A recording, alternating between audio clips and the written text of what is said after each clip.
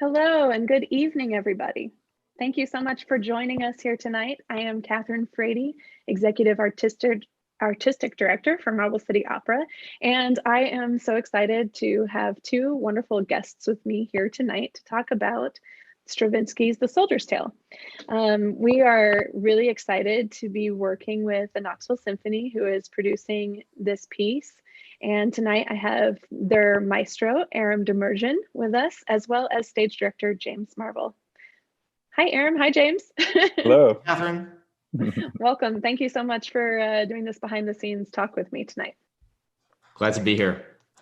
So I just kind of wanted to give like a little bit of background. James and I actually worked on The Soldier's Tale, I think in like 2013 or 14, actually, out in California.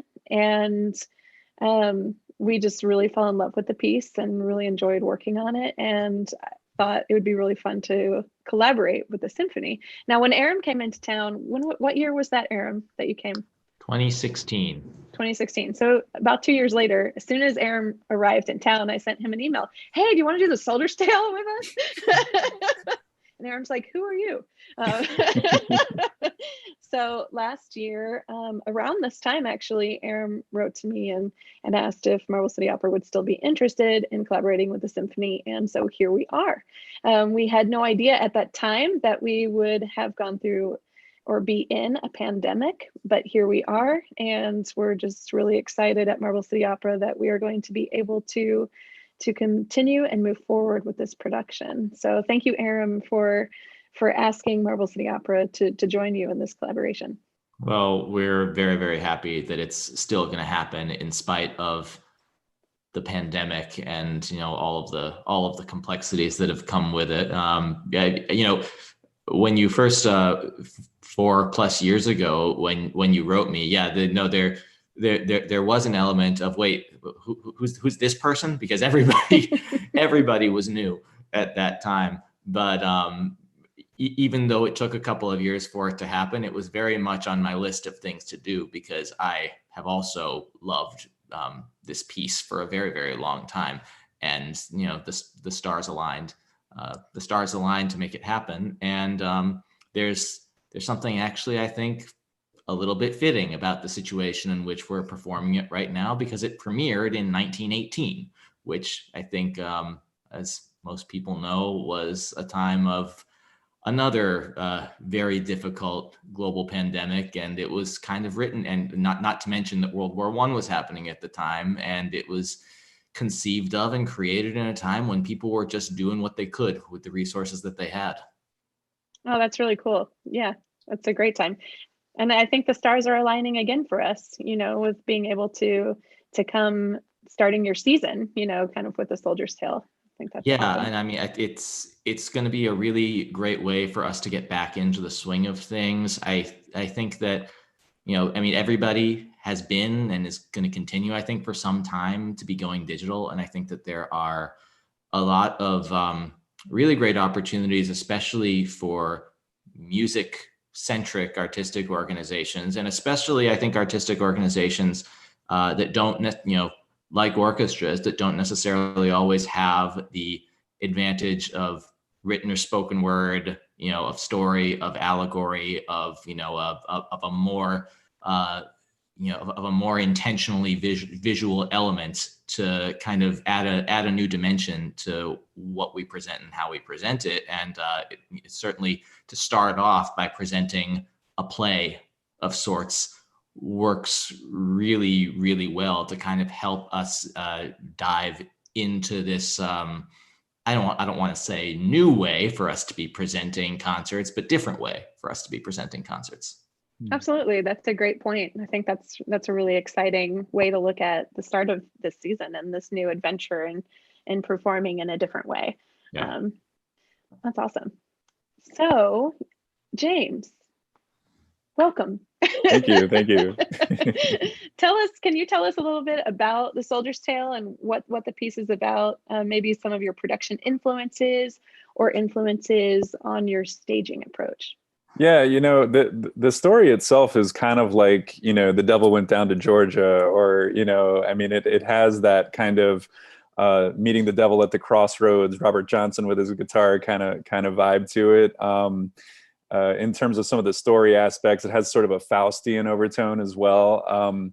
The libretto was written by Alexander Afanasiev, who wrote a lot of different parables and fables and things like that in Russia, and so this was kind of derived from one of his stories that Stravinsky kind of captured upon, and the libretto relates to the parable of a soldier who trades his violin to the devil in return for unlimited economic gain. And the way that he sort of gets that, as he's marching towards his hometown, he rests and rummages through his bag, and he takes out his St. Joseph medallion, he takes out a mirror, a photograph of his girlfriend, and he begins to play his violin. And that seems to bring the devil forward. And the devil asks Joseph to sell the soldier, to sell him his fiddle. And when Joseph refuses, he offers him a book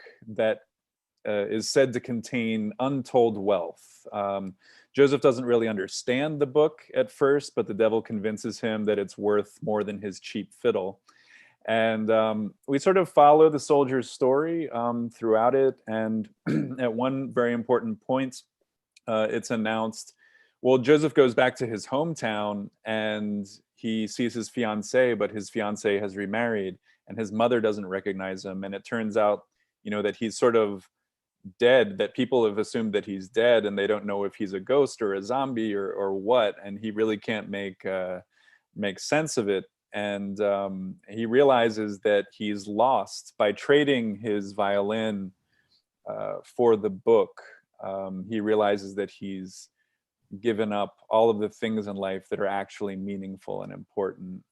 There's this one really beautiful moment where the narrator, who will be played by Catherine Frady, says, just to lie in the soft green grass, and to remember the simplicity of life the way that you used to, and that those are the things that are important. And I think that that's a theme that we can really relate to right now in this time period, is just reconnecting with people, reconnecting with family, and to the simpler things in life.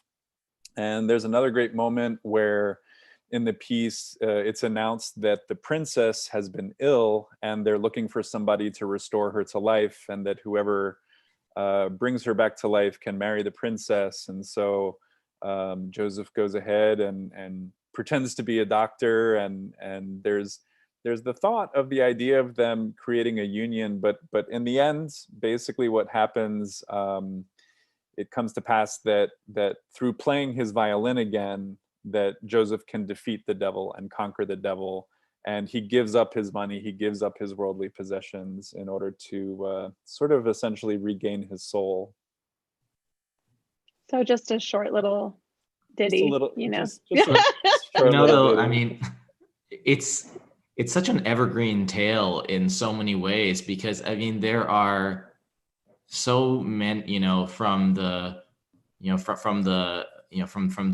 garb that the devil is in when Joseph first meets the devil, to the ill princess and all. There are so many, I think, really traditional, mythological, biblical, fairy tale, operatic, motifs. I mean, there's so much. There's so many familiar tropes baked into this one short, 65-minute work. So I think it'll feel very familiar even if you've never heard the work before. Yeah, that's true. And I think, as James was mentioning, like there are a lot of themes that, we can find relatable to the piece right now. And especially, remembering what is most important to all of us. I think that's a really great takeaway. So James, do you have any production influences or influences on the way you're approaching the staging? I know that we have to take precautions during this time to keep everyone safe and have socially distant staging. How does that affect how you are going to be helping us tell the story? Well, I think that at the end of the day, I mean, there will be a lot of social distancing and, you know, taking lots of space and all those kinds of things. But really, you know, one of the things about kind of having, you know, anytime you're given structure, whether you're writing a sonnet or a musical piece, you know, if it's, you know, Miles Davis's kind of blue, and you have that you know, you have that structure, right? And so a lot of times limitations can be extremely freeing. Like once you know the structure of a sonnet, you can play infinitely within that structure, right? So it's the same with staging an opera or a play or anything like that. Sometimes you have physical limitations in terms of a set, you know, sometimes a set that you're working on works really well for you. Sometimes it wouldn't be what you would have chosen to work on. But I think really, you know, this is a very intimate piece. And I think that the Bijou Theater is really an ideal place for us to present the piece in a lot of ways because of that intimacy. And yeah, the performers will be distant, but so much of what we're playing with in terms of the physical relationships and the body angles, it's all very highly stylized. And so I really don't think, you know, even when we did Pagliacci back in whatever month that was it August? Yeah. Yeah. You know, I don't think it ever occurred to anybody that there was social distancing taking place, even though the entire opera was completely socially distant. And so I think it'll be a very similar experience with this. I don't think it'll occur to the audience consciously that the characters are being more distant than they might be, and that's just part of what I do. You know, you take the structure, you solve the problem, and there's freedom within that structure. You know, James, one thing that you said about limitations being something that set you free, that was very fitting, actually, because that really was one of Stravinsky's mantras as well. There's a really wonderful book. It's a transcription of a set of lectures that Stravinsky gave in 1939 called The Poetics of Music, and this is a book that's really a favorite of a few of my colleagues. And he talks about, you know, in composition, the importance of setting limitations on yourself in order, you know, to not allow yourself necessarily the entire world, to not have to not have all 32 flavors necessarily, but to really, he actually even, I think he says chains will set you free at one point in this, or whatever, you know, it's a translation from French. And I think this piece is it's really an example of that because of some of the constraints in which Stravinsky was composing under. You come to an ensemble that consists of one violin, one double bass, one clarinet, one bassoon, one trumpet, one trombone, and one percussionist. Typical chamber ensemble, right? Yeah. Well, and a lot of my training as well came from Jerzy Grotowski, and the great Polish director and actor and theoretician, and you know, basically what it talks about is that in the absence of stuff, in the absence of things, it actually frees your creative spirit. And that was a lot of the training that I received in my graduate program at the University of Tennessee. That's awesome. Thank you both for your insights. I think we've already kind of talked about it a little bit, Aaron, but you've mentioned a little bit about what kind of piece this is, but it's not exactly an opera. It's not your traditional, typical symphonic work or typical play or typical dance piece. So what is this? Yeah. What can the audience expect to, you know, if we were gonna compare it to something, I mean, what would the three of us compare this to? It's hard to really pin this piece down. I think in Stravinsky's time, it was described as either a play with music or a theater piece with music. I think probably just calling it a theater piece is the best I can do if I were trying to limit the number of words that I would use. It's part play, it's part chamber music, it's part pantomime. Um, it's yeah, that's It's all of those things. that's the best I can do. What would you say, James? I would say it's every genre and none of them at the Which is same great time. in terms of talking about the limitations, that he wanted to work within and freeing himself. He actually created something completely different than anyone's really used to seeing. Well, and I Kind think of a cool thing. I think we're also encountering that, especially in the 21st century in all artistic fields, where we're kind of starting to really realize the limitations of genre in terms of, what we produce. I mean, what we think of as, I'll just speak to music, what we think of as these forms that we play in, and that we write in. The traditional idea of a symphony has kind of gone by the wayside, for nearly a century now.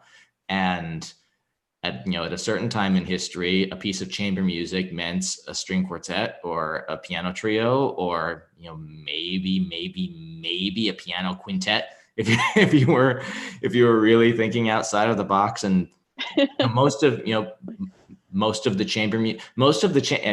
chamber music that's being written now in this century is for an assortment of instruments a little bit more similar to what Stravinsky composed Histoire du Soldat for, a collection of instruments that doesn't necessarily have a fixed tradition, but there's a great amount of uncharted territory to explore. Absolutely. I think even in the chamber operas that we have produced, there's a great variety in terms of what that actually means, in terms of how many singers, who's in the orchestration, how many are in the orchestration. I mean, we've done from 4 with just piano, bassoon, flute, and clarinet as the ensemble with a soprano, to having a saxophone with a stringed quintet as well, and a it's just amazing, really. Like you said, like there's so many different options, and aren't any really limitations in what we can consider what is chamber. So I once had a professor describe to me this sort of postmodern image, and basically he was explaining the idea of postmodernism, and the example he used was, you imagine you take 5 different vases and you break all of them, and then you create a new vase out of the pieces of the 5 other broken vases, and that kind of gives you a sense. And you can see Stravinsky like pulling, he pulls from tango, he pulls from waltz and ragtime, and there's even some like klezmer kind of vibes going on and things like that kind of makes it, he puts all these things together and really makes it work. Well, there's kind of a Picasso element to it. I mean, Stravinsky even worked with Picasso on at least one project, on Pulcinella. But what you had mentioned, all of those different, very familiar styles, waltz, ragtime, tango, traditional marches, they all have sort of a familiar foundation, but they're all it's just like almost like Stravinsky. It's like they're balanced, and then Stravinsky pokes them every few bars. So our level of comfort in the familiarity is, I think, disturbed in a very entertaining and playful way, and that was really one of Stravinsky's hallmarks, especially in his earlier period, and as he's making this transition through postmodernism into neoclassicism, where there was there was strategy, because he knew that he was throwing new ideas at his listeners, and like so many composers who were pioneering, he made sure that there was an underlying degree of familiarity and simplicity that listeners could latch on to while they were trying to navigate all of this, at that time, new territory. Mm-hmm. Absolutely. And it engages you, the music engages you both emotionally and intellectually. I mean, you can't be in a sense, you're not really ever a passive listener when you're listening to Stravinsky. Like you always have to be kind of engaged and like, you know, registering all the things that are coming at you, but that are still tugging at your heart and working on you in an emotional way. So I think one of the things we could tell our audience is that they're not to expect what they normally expect when they go to the symphony, right? I mean, so there's going to be music, but then the music pause, and sometimes there's dialogue during the music, sometimes, but then again, it stops, and then there's a scene that takes place that's theatrical, and then the music starts up again. We also have a really great dancer who's going to be dancing the role of the princess. Her name is Ashlyn Mason, and Lisa McKee is our choreographer from Go Contemporary Dance, and she's going to be working with us on that project and putting the dancer into the piece as well, through conversations with James about the staging. So we're excited that we're going to have all of these elements: dance, theater, spoken word, music, to bring this really exciting theatrical piece together. And I think you're right in terms of the staging, James, that the audience, especially because we won't actually even have an in-person audience. So the idea that the staging is socially distant is really for the actors on stage, but for the audience at home, I don't think they'll be really aware of it at all. Yeah. Right. So can you all tell me why the Soldier's Tale? Why do you find it intriguing? I think we've talked about some of that already, but why do you find it valuable? Why should the audience buy a ticket and see it? Well, I can see James looking up into his brain. Yeah, I'm cogitating. I do that, James. I do that too when I'm thinking, and I have to always take care to make sure people don't think I'm rolling my eyes. That's why I don't play poker. I mean, before I get to the question of why should people buy a ticket, I'll on a personal level, I'll speak to one of the reasons why Soldier's Tale has always, has always been a piece that's near and dear to my heart. And this is not a reason for people to buy a ticket necessarily. But, Soldier's Tale is a conducting student's best friend. And I have known about this piece, I think, since I was 20 years old, because I always give this advice to conductors that are just starting out when they're asking, how do I get opportunities to conduct? And, what I always say is that the best way to do it is to create your own opportunities. And one of the fun things about, there aren't that many fun things about the pandemic, but one of the fun artistic things about the limitations that are being placed on us right now are that there is this little corner of the repertory that's for like 15 or fewer players that doesn't always have a home on what the KSO at least typically presents. But you go back to being an undergrad or in grad school. I always tell people recruit 7 of your closest classmates, you get the music, you pay for the pizza, and conduct and videotape yourself conducting. And there's a version of this piece that's a suite just for the musical ensemble without the narrators and without the actors, and that's typically what conductors encounter in our late teens or in our early 20s. And it's great practice for us because it's easy to bring together the number of players, and it's a very complicated piece as well. There are a lot of meter changes and a lot of like mixed meter, which is, so not 1, 2, 3, 4, but 5s and 7s and 9s and things like that. So it's a piece that I and most conductors, it's one of the first things that we test our mettle on. And, to be able to go back to it and not only kind of conduct the suite in this sort of, whatever practice room we can squeeze into in the basement of New England Conservatory, but to actually do the entire piece as it was meant to be done is really meaningful. And it'll be the first time for me doing that. That's exciting.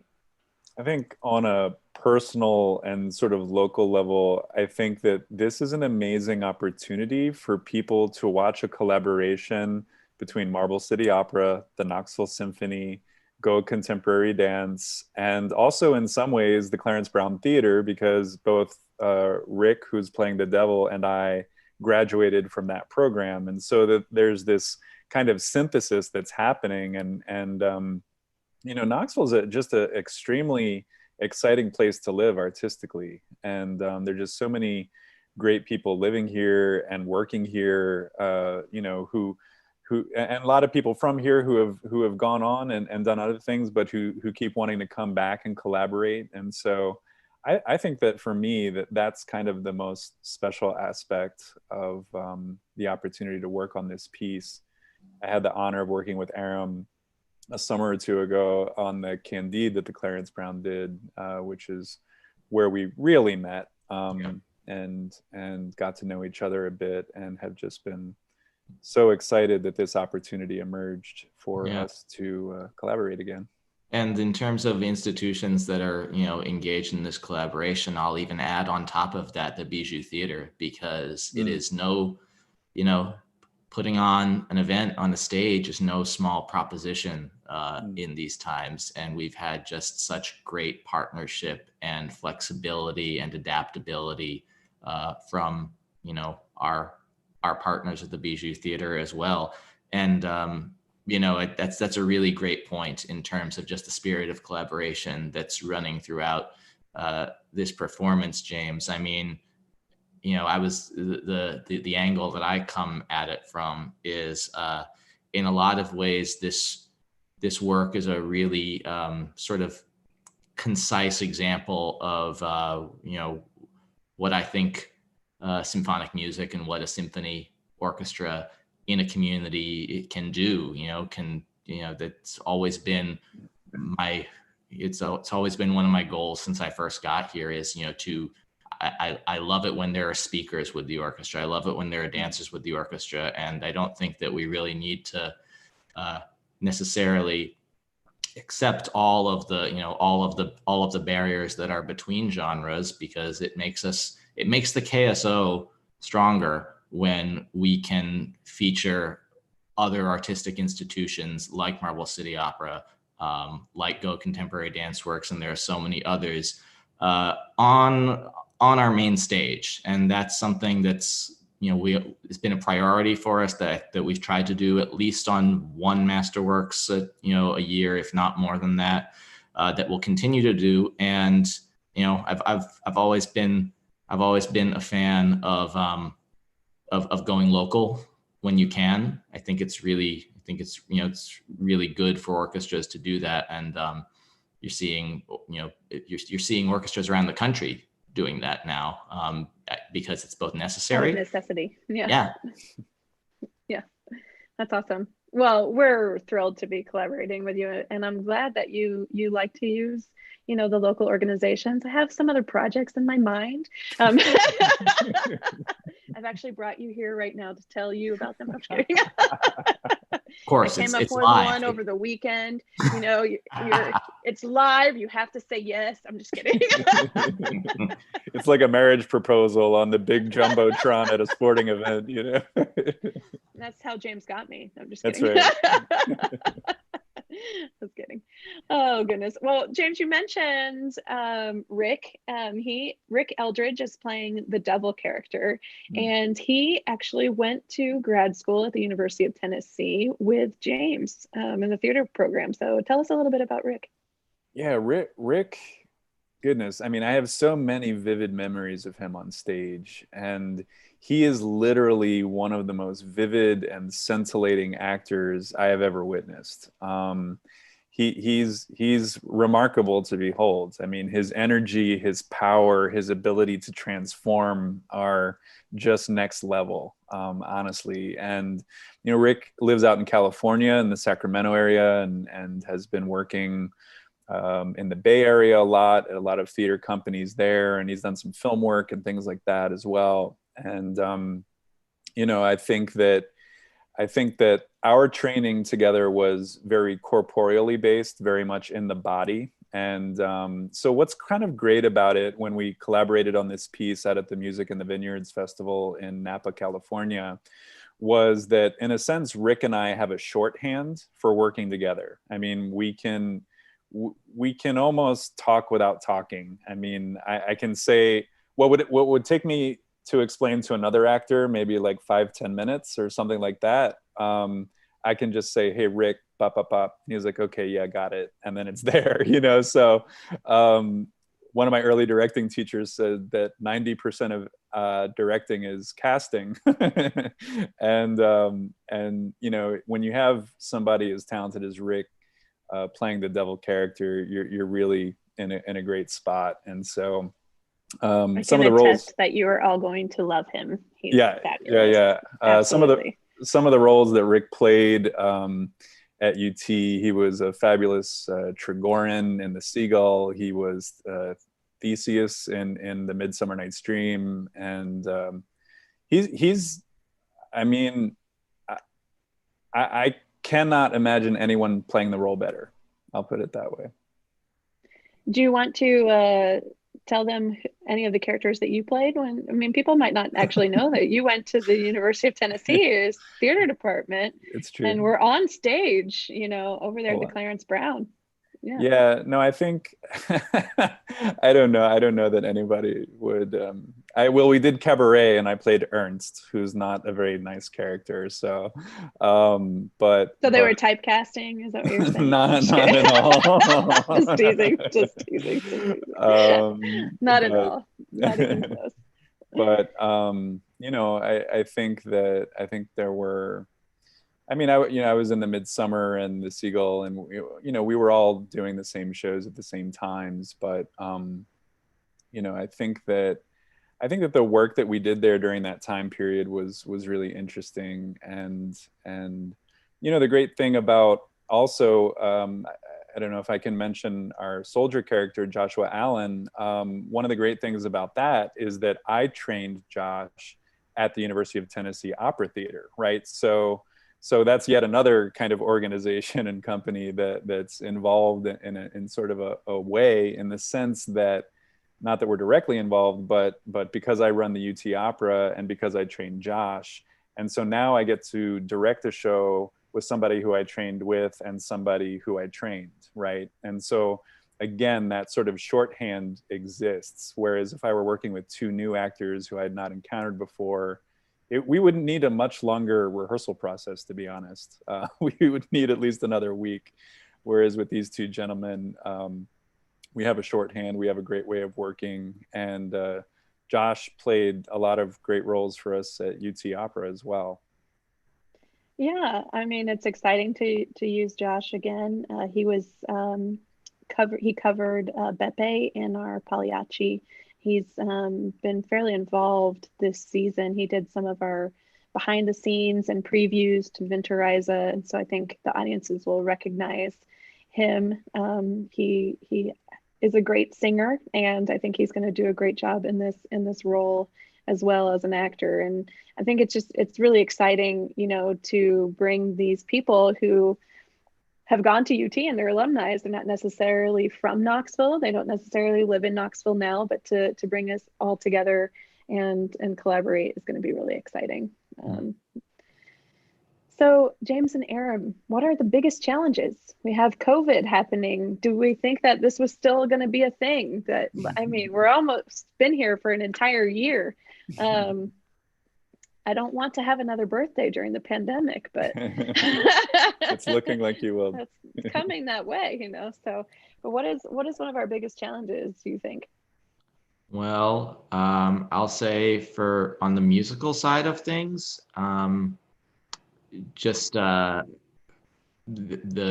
physical distance. The physical distance is going to be a challenge, not an insurmountable challenge, I don't think, but just the further away that you are from each other, the harder it is to hear each other, and the harder it is to hear each other, the harder it is to play together, and especially in a piece where the meter is constantly changing.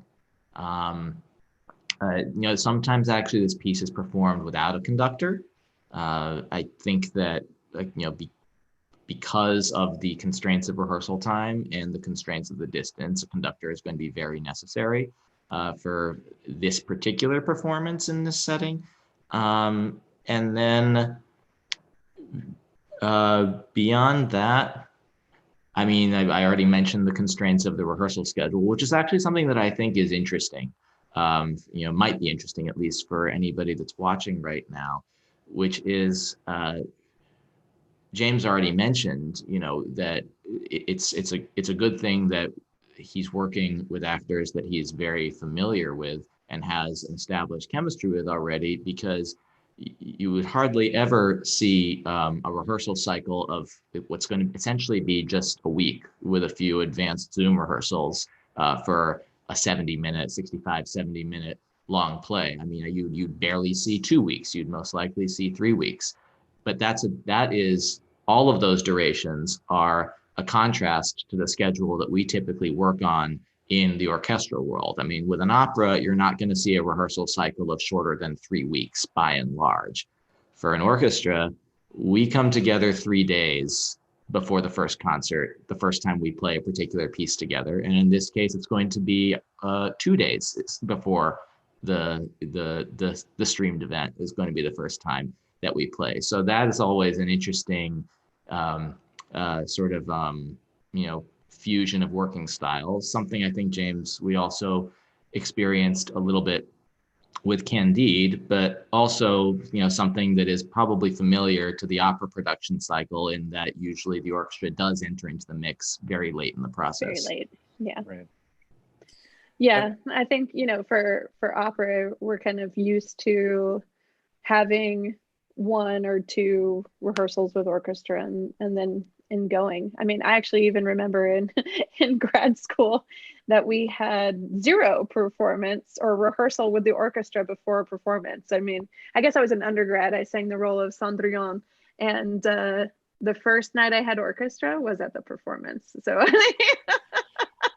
wow. Wait, which Cendrillon? Massenet. Oh, Massenet's, yeah. Massenet. Yeah. Wow. That's with no rehearsals with orchestra. That's no rehearsal. That's like rehearsing. I've worked on Cendrillon before. That's no small task to ask of. Yeah, it was also my first role ever. So, just throw me into the fire. Let's just. A great opera. Not well known, but great opera. Yeah. It's important training. My goodness. So I'm ready for Soldier's Tale, is what I'm saying. Let's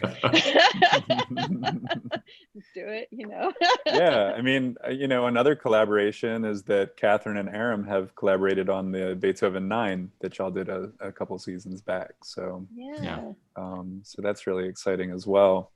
I think the really only challenge for me is that I think of all the artistic leaders in Knoxville, Aram and Catherine have the best hair in town, and I've been trying to up my game. I don't know if this is an improvement or kind of a setback or what, but I would say that that's going to be my biggest challenge, is trying to hang with their hair game. Yeah, pandemic hair is definitely a thing.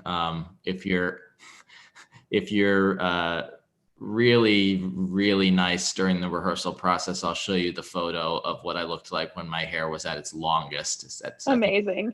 I think at some point in mid-September, but don't give me too much credit, James. There is actually a mess hiding right behind my neck right now that's just very strategically out of the Zoom shot. Yeah. Nice. Well, fortunately, James, I don't think that you're going to be on camera, so you won't have to compete too hard. I know. Also, I'll also add, in terms of mitigating challenges and in terms of chemistry, all 7 of the musicians that are going to be performing, I've worked with a great deal. Most are long veterans of the KSO, but of those 7, it's a play about a fiddler when the fiddle plays a very prominent role, and the violinist in the ensemble really is almost a character in the story, and it's going to be played by our concertmaster William Schaub, who Nice. along those lines is somebody who just I have an incredible rapport with, and I think it goes in both directions. And Will has been our concertmaster for 3 years now, and the three dances, the tango, the waltz, and the ragtime, which are really the kind of the showstoppers for the violinist in this ensemble, were a part of Will's final audition when he was auditioning for this post. And it was when I heard him play those that I thought, okay, we're gonna find a way to make this happen. So that's really cool. Why should you buy a ticket? You should buy a ticket to hear Will play the part of the fiddler. Yeah. That's amazing. Don't you love that when somebody comes in and auditions and like they sing something or they play something and it just inspires you to make that piece happen? That's like one of my favorite. That's why we're doing Tosca actually. Our Scarpia came in and auditioned with that aria, and we heard him and we're like, okay, yeah, that just sealed the deal. We really want to do that. So that's it. And sometimes that's the happiest reason why you program something, when an individual or a potential collaborator basically gives you no choice but to do it, program the thing that's going to showcase them. Yeah, absolutely. It's a really exciting moment. Well, is there anything else that you all would like to add before we jump into the really exciting material of safety precautions? No, I think we're good. Yeah. I think we've covered a lot of really great and interesting things about the piece. I'm excited to work on it with both of you and to collaborate, and looking forward to being the narrator and stepping into that role. I think that'll be a lot of fun. We are, taking a lot of safety precautions. We're still in COVID. We all three of us here and our organizations take it very seriously. We take the health of our patrons very seriously. We take the health of our artists very seriously. We feel very fortunate, all of us, to be able to get back to work. It's something that, as artists, we really crave, to be able to work and to be able to perform and to entertain our audiences. And we're really grateful that we have this opportunity to come together and work and make music and art for you all. But with that, we are going to be wearing masks in rehearsals. We are going to be socially distant. We are taking COVID rapid tests with the artists and sanitizing everything and making sure that the rehearsal space is cleaned before and after and in between, and all of these things that we have to do extra that we didn't normally have to do, but we take it very seriously. And so we will be doing all of those things. We are, I'll let Aram talk a little bit more about this and any precautions that he wants to add that the symphony is taking. But we are not performing in person. We will only have a streaming ticket. And is that going to be live, Aram? Yes, it's going to be live streamed. And I'm spilling secrets before the official symphony announcement of what's going to be happening right now. So don't tell, Marble City Opera audience. Don't tell.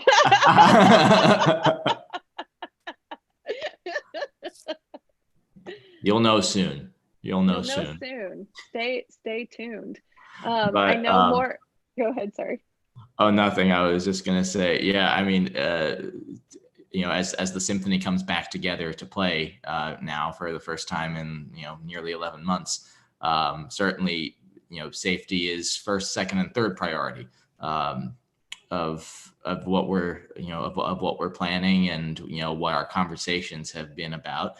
And you talk about challenges. One of the challenges is that there are certain instruments in an orchestra, and 4 out of the 7 instruments in this Stravinsky ensemble, that you can't wear a mask while you're playing. And so then the question becomes, how do you do that safely? And the research is still emerging and evolving every day. And one of the challenges is to look at all of the research, which does not always reach the same conclusions definitively, and have a lot of conversations with everybody that's going to be on stage and involved, and make the best call that you can. So you'll see me conducting with a mask on. You'll see our string players and our percussion player playing with a mask on, and you'll see the wind players and the brass players lowering and raising their masks a lot, masked up when they're not playing, lowering their masks when they are playing, and there'll be a slightly there'll be a slightly larger blast radius for wind and brass players than there will be for string players and percussion players. Absolutely. I actually heard last week on talking about, which instruments, are putting out more aerosols. On a call last week for Opera America, they were talking about the louder the voice, the more aerosols, and that goes with not just singing, but also with speaking. So the same sort of thing is happening there, but you can imagine all of the Wagnerian singers cried that they were producing more aerosols than everyone else. So that's awesome. We're really looking forward to just keeping everyone safe. I think that there are a lot of really great procedures being put into place, and feel really confident going into the rehearsals. One of the things we ask our artists to do is to quarantine as much as possible before and during the production, so that if they do have to have another job and work, that's the only thing that they're doing, and then they come home. So we really, really encourage our artists and ask them even to sign an agreement to say that they won't go out and party. Like, we really have to stay safe, because especially when we're singing or when we're gonna commit to take our masks off to perform, we have to make sure that we're doing that in an environment with people who are healthy, and who are following, the same rules and guidelines. So it's a lot of work. And I imagine for your other productions throughout the year, there's, I don't even know if you can have degrees of paramount importance, but as we at the symphony here are thinking about aerosol production for, a flute versus a trumpet versus a clarinet versus a trombone, we have been very intentionally, and I feel terrible about this because I am a singer, as my background in addition to being a cellist. But we have very intentionally decided that we're not going to be booking any singers, at least for this season, because most of the research indicates that of all aerosol producing musical acts, singing is perhaps the one that produces and projects the most. And so I can't, knowing that, it is a even greater credit to Marble City for keeping things going. And I just I tip my hat to all the opera companies out there that are finding a way to persevere at a time when it's been really difficult for all artists, but especially singers.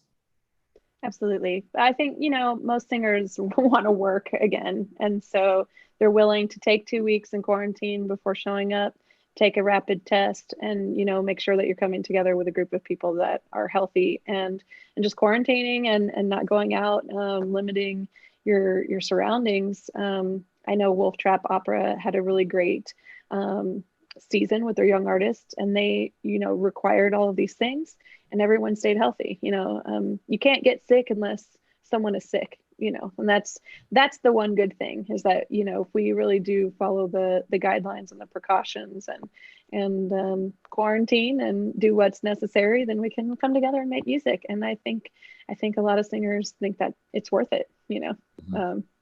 So we've been really fortunate to be able to do that. So I think that pretty much wraps up what I have to talk about with you all tonight. I'm really appreciative of both of you taking the time and talking with me and Marble City Opera's audiences about The Soldier's Tale. I know we're really excited about it, and I know our patrons are as well. Those tickets will become available, I think, next week. Is that right, Aram? On the Knoxville Symphony's website. Yes.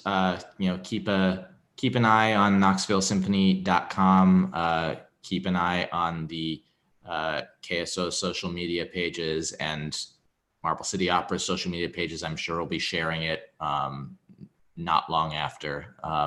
There are a lot of wonderful there are a lot of wonderful moving parts happening at the symphony right now that are all gonna become public really soon about what's coming up, and very, very happy that it's going to start out with Soldier's Tale. Yes, we're really excited to be a part of the comeback for Knoxville Symphony. Yes. Here we are, and we're really excited to be a part of it. And we will also be, yes, just like Aram said, follow our social media pages. We will be posting those tickets as soon as they're live. And yeah, so thank you so much for joining us tonight. The performance is February 7th at 2:30 p.m. Tickets will become available the next week or so. Stay tuned. They will be on the Knoxville Symphony's website, as we mentioned.